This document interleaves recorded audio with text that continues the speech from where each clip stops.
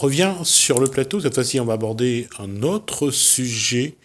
On va parler d'éco-village. On va en parler avec deux personnes qui sont sur le plateau. On voit ça dans Causement Réunionnais.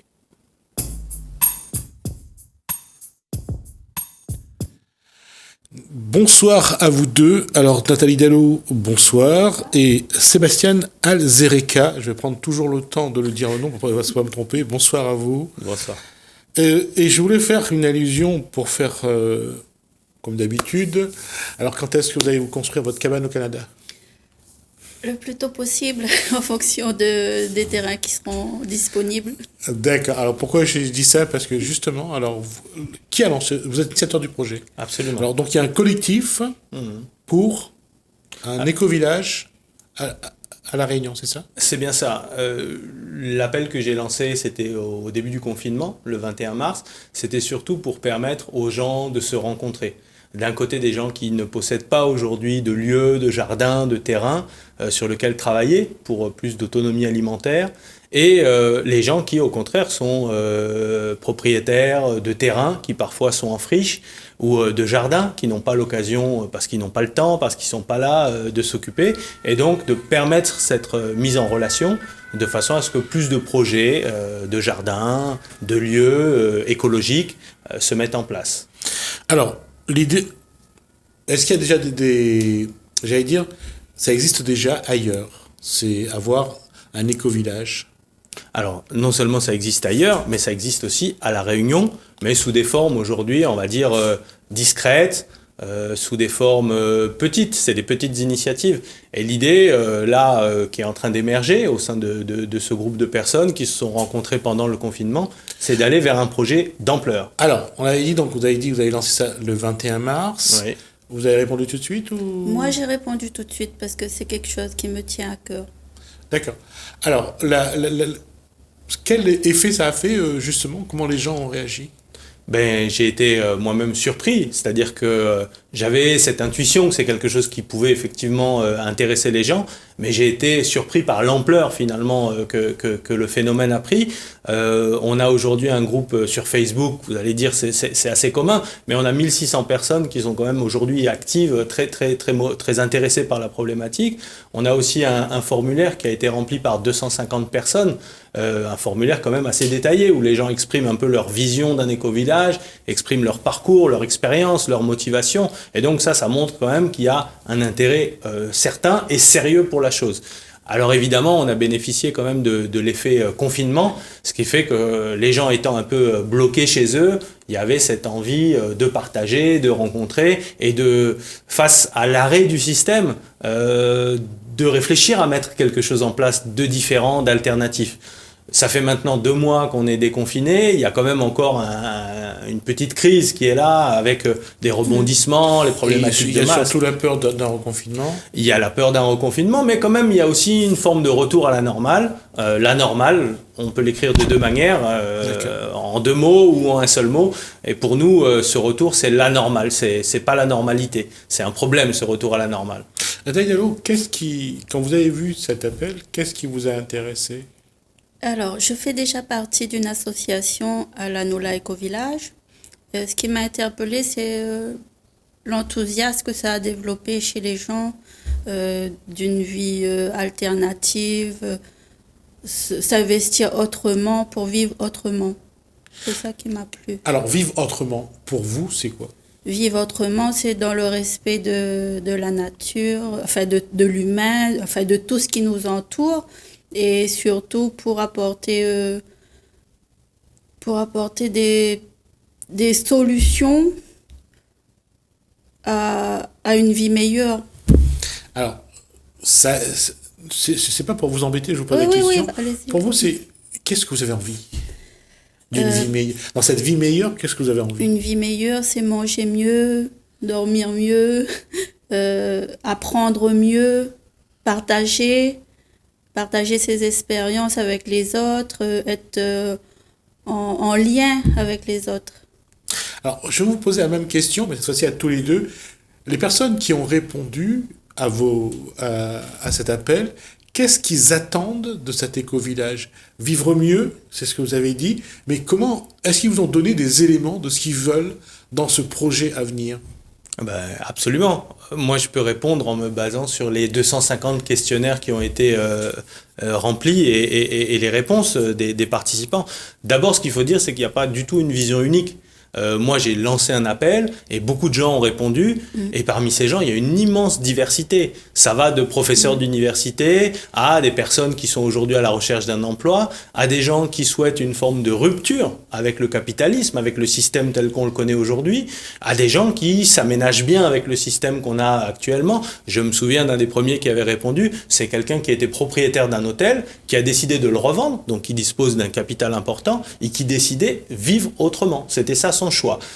Plus de relations humaines, une meilleure vie. Il y a des gens qui sont pour un retour quasiment à la forêt et une vie du temps longtemps, vraiment. Il y a des gens qui sont pour aménager un hôtel sous forme d'écotourisme dans les Hauts. Il y a des gens qui sont intéressés par une ferme de production agricole intensive. Donc on a vraiment tous les aspects qui sont couverts, des personnalités très très différentes. Et justement, c'est un peu aussi une des difficultés à laquelle on s'est confronté par la suite, c'est qu'au départ, il y a ce grand enthousiasme, parce qu'on a tous l'idée d'une vie meilleure, d'une meilleure vie, l'autonomie, etc. Et puis finalement, quand on se rencontre, on voit qu'on a tellement de différences entre nous que c'est pas évident aussi de s'entendre pour un projet unique. Voilà. Et donc l'idée, c'est d'abord de faire quelque chose, de rencontrer des personnes qui partagent des affinités, une vision commune, et ensuite de faire émerger des projets différents, à l'image de toutes ces personnes-là qui vont composer les différents projets qui vont naître. Et puis il y a aussi des gens qui sont déjà bien avancés, c'est-à-dire que certaines personnes sont déjà bien avancées sur ce chemin de l'autonomie, sur le plan alimentaire, sur le plan énergétique, et qui disposent déjà de terrains, de construction, bâtis en éco-construction. Il y a des gens qui sont bien avancés à La Réunion dans ces questions-là. Maintenant, ils sont parfois un peu isolés, solitaires, et ils sont à la recherche d'autres personnes pour participer à ces projets. De manière j'allais dire, plus logistique, est-ce qu'il y a eu des gens ont proposé soit un terrain, soit des conteneurs, soit quelque chose Est-ce qu'il y a eu des propositions à ce niveau-là? Absolument. Nathalie, peut-être que tu peux répondre à cette question, puisque toi-même, tu as été une des premières à faire vivre un projet un peu alternatif. Oui, effectivement. Alors moi j'ai une maison en location sur Salazie et je voulais absolument que ce soit occupé par des gens qui ont la même démarche que moi, en permaculture, dans le respect de tout. Donc j'ai fait appel par rapport au collectif pour trouver des gens qui étaient adaptés à ce lieu de vie. Et j'ai trouvé deux familles qui ont investi les lieux et qui ont commencé à planter, à faire de la permaculture et puis à faire grandir le projet et en colocation, donc en partage, toujours cette notion de partage qui est très importante pour moi. D'accord. Et je ne vais pas être trivial dans ce que je vais dire, mais vous partagez, je suppose, les produits de la permaculture. Je suis permacultrice, donc j'ai déjà mon jardin en permaculture et c'est sous forme de partage avec les voisins, avec la famille. D'accord, donc voilà. C'est toujours oui. La notion de partage. De partage. Et vous vivez, sans être indiscret, Alors, sur Sainte-Suzanne de Rive. D'accord.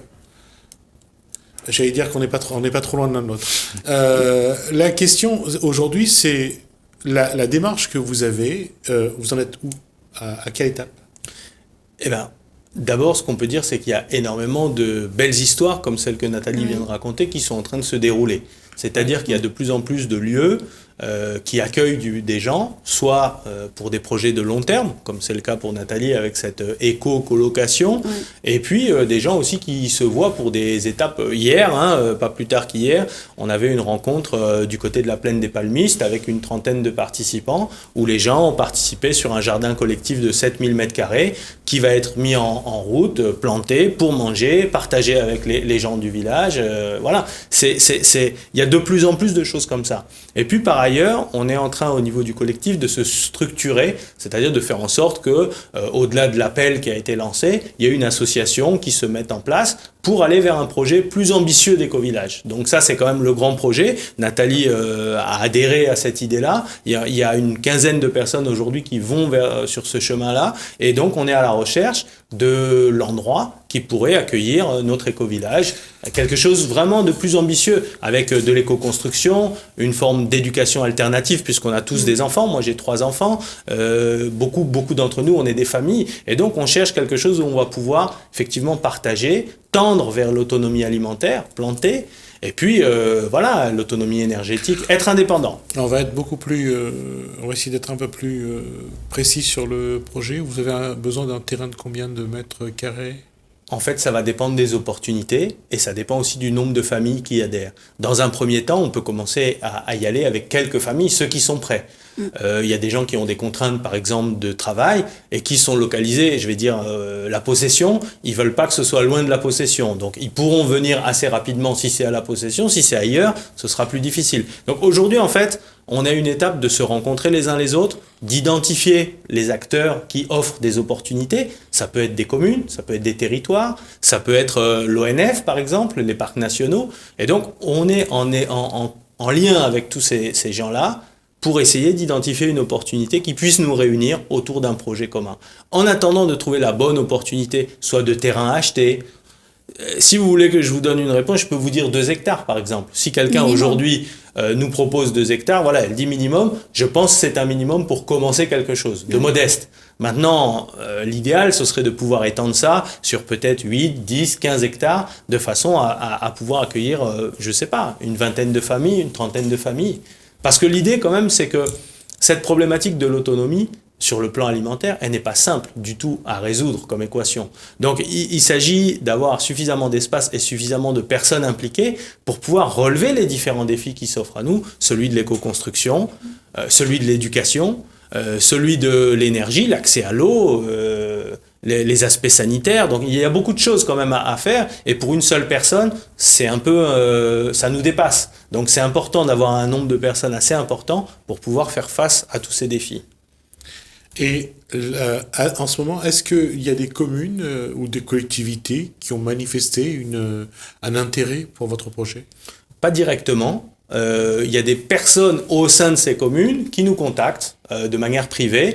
Il y a des personnes au sein de certaines institutions. Ici, on est sur le territoire de Saint-Paul. On a au sein de la commune de Saint-Paul des gens qui nous ont dit c'est très intéressant ce que vous faites. On a des opportunités. Vous avez certainement entendu parler du parc hôtel du Maïdo, par exemple, qui est un projet avec des hauts, des bas, des difficultés, des fermetures pendant quelques années. Bon, il y a eu un appel à projet qui a été lancé. Je crois qu'il est clôturé aujourd'hui. Mais on a quand même pris contact pour savoir où ça en était ce projet et voir si on pouvait peut-être apporter quelque chose. Parce que là, on a quand même une superficie qui est intéressante. On a des bâtiments qui sont là, mais qui sont en train de se dégrader. Et donc, l'idée, on a quand même dans l'équipe des gens qui ont des vrais savoir-faire, des gens qui sont des charpentiers, qui sont des maçons, qui sont des électriciens, et qui peuvent permettre de réhabiliter un lieu comme celui-ci et de le faire vivre, avec des projets qui soient de formation, des projets à vocation touristique, et aussi, évidemment, des projets d'habitation, des projets de vie. Cette forme de compagnonnage, c'est quelque chose qui est intéressant pour le projet ? On a vécu quelque chose d'assez fort, c'est-à-dire que pendant le confinement, évidemment, à travers les échanges sur Internet, est née cette envie de se rencontrer, de se voir, au-delà des visioconférences, des réunions sur Zoom.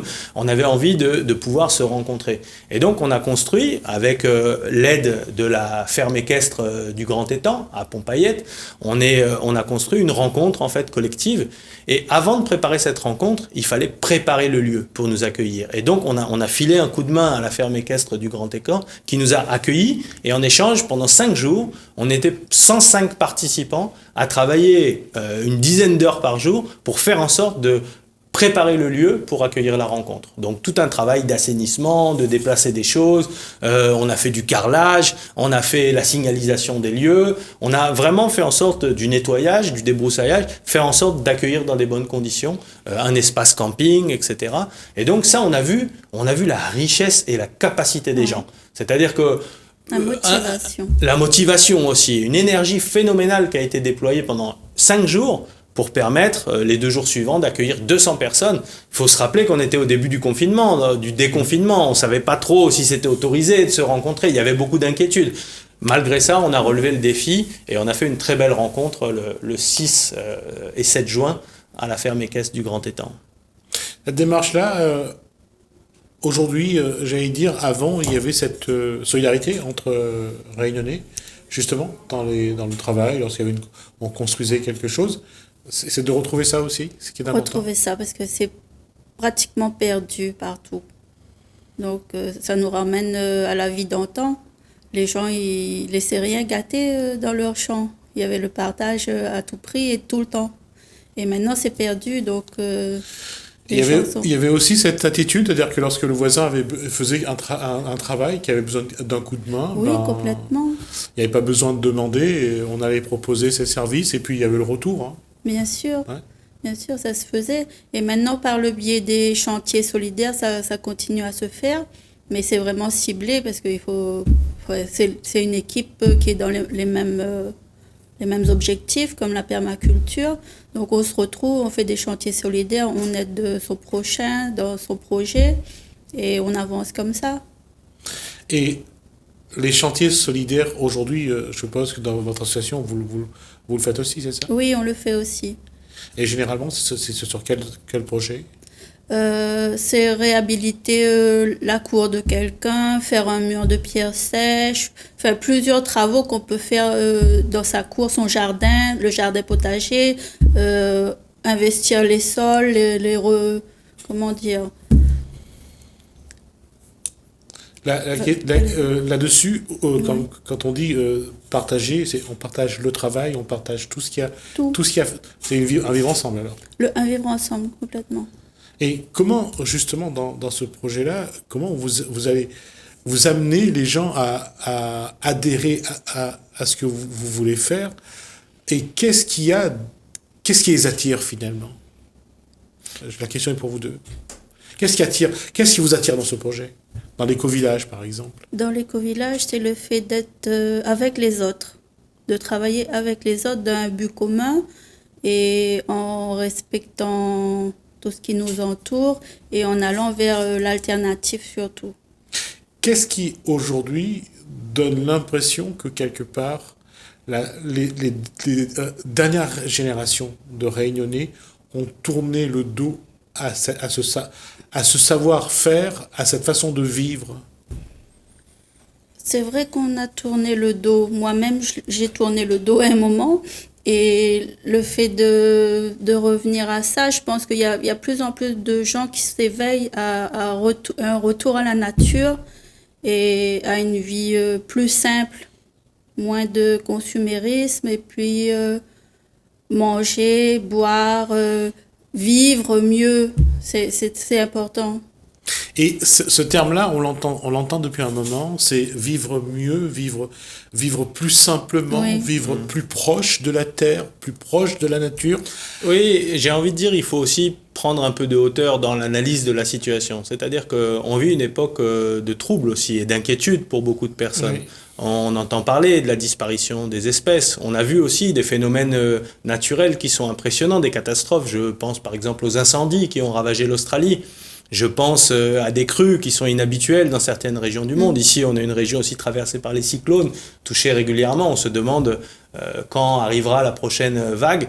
Et c'est vrai que face à tout ça, la disparition des espèces notamment, le réchauffement climatique, les gens se posent beaucoup de questions sur le système en fait dans lequel nous vivons. Le système auquel on contribue, le système duquel on se fait complice par notre silence et par notre façon de vivre, hein, dans le système de la consommation, le travail, l'argent. Et c'est un système aussi qui nous pousse à s'en sortir par tous les moyens, j'ai envie de dire, et souvent par l'argent, le profit, la domination ou la complicité. Et il y a des gagnants, bien sûr, mais il y a aussi beaucoup de perdants. Et donc on se rend compte de ça. On se rend compte aussi d'un système politique où les élites, finalement, ceux qui nous dirigent, qui sont censés faire des lois pour nous protéger, pour servir le peuple, ne sont plus tellement au service des peuples. Ils sont plus au service de leur poche, de leur intérêt. Et ça, ça amène beaucoup de gens à se poser des questions et à chercher d'autres façons de vivre ensemble. Aujourd'hui, je pense que ce qui a suscité l'adhésion en fait à cette initiative, c'est que dès l'appel qui a été lancé le 21 mars, on a été clair sur le fait que le système tel qu'il est aujourd'hui, on voit qu'il est à bout de souffle et qu'il est urgent et important de participer à inventer d'autres façons de vivre ensemble. Que le système soit à bout de souffle, ce constat, apparemment, il a été fait par beaucoup de personnes et à plusieurs niveaux. Mais il y a une chose qu'on n'a pas, je pense, mis le doigt dessus, mais quelle doit être l'attitude, la posture de l'être humain? Lui, il en est où? Parce que dans tout ça, qu'on le veuille ou pas, c'est quand même l'être humain qui est en cause là-dedans. On va pas parler de riches et de pauvres, puisque les pauvres, généralement, eux, subissent les décisions de ceux qui ont le pouvoir et de ceux qui ont les moyens, donc des riches aussi. Alors, comment faire pour que ceux qui n'ont pas de moyens, et dans ce projet-là, si eux, ils veulent adhérer à l'éco-village, si ils veulent venir vers vous, et qu'ils n'ont rien à donner, est-ce qu'ils peuvent venir vers vous? Est-ce qu'ils peuvent venir vers vous? Absolument. Moi-même, je ne dispose pas de moyens pour l'acquisition d'un terrain, la construction d'une maison.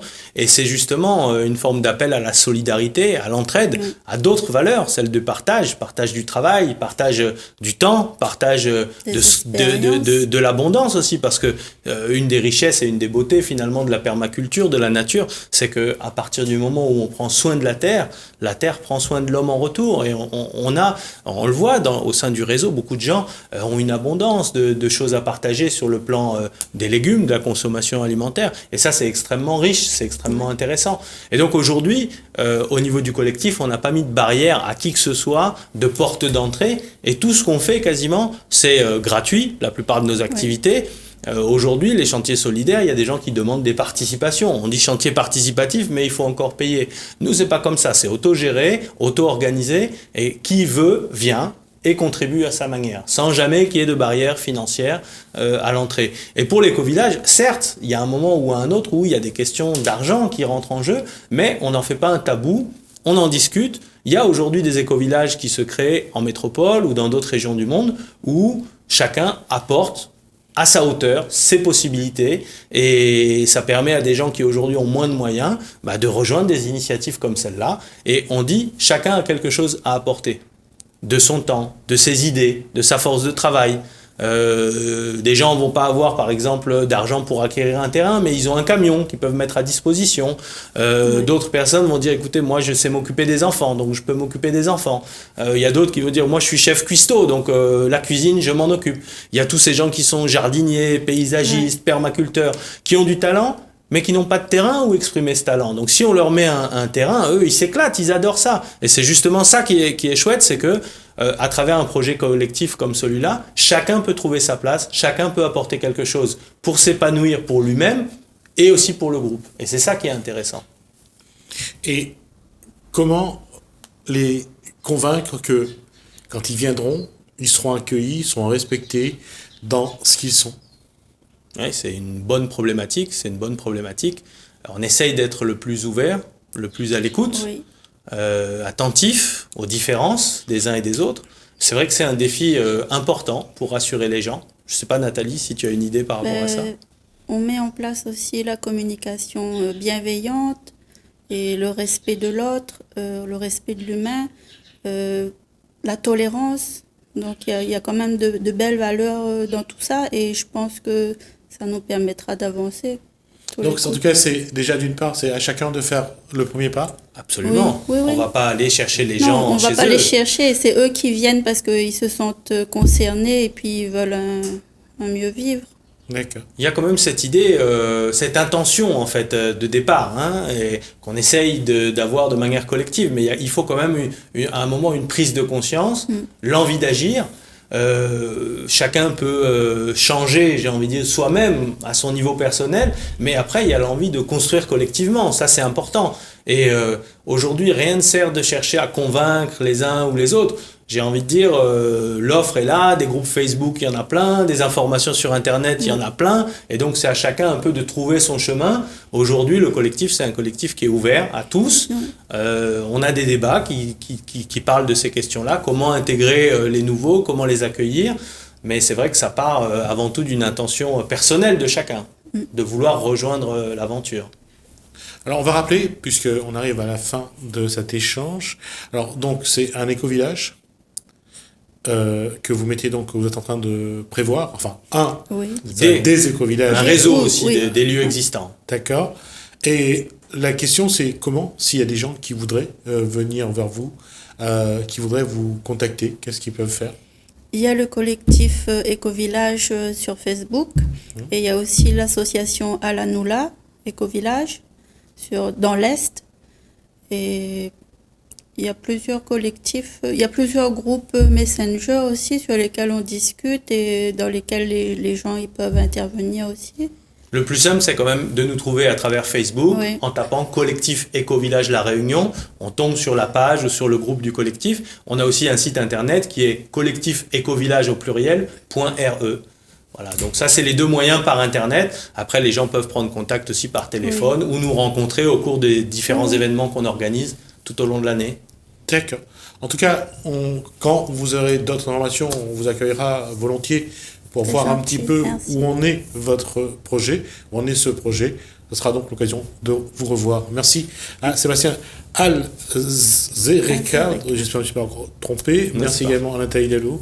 Merci à vous deux. Plaisir. Merci de nous recevoir. Plaisir de vous revoir. Merci à vous de nous avoir suivis. Merci François, merci Alain. Je vous dis à bientôt.